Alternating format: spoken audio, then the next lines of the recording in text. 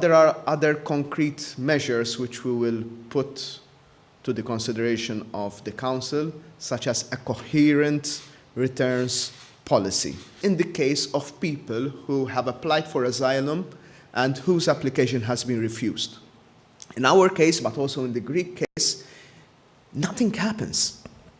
So, as from the next MFF, the financial framework, it is up to Frontex to coordinate flights for repatriation of these people. We are a country that is now receiving maybe more than 1 million people who are basically illegal immigrants,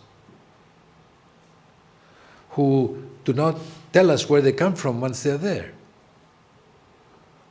Only about 10% of them come from war zones. What do you do with the rest of 90% of them? In the country which is full of unemployment, more than 60% among our youth,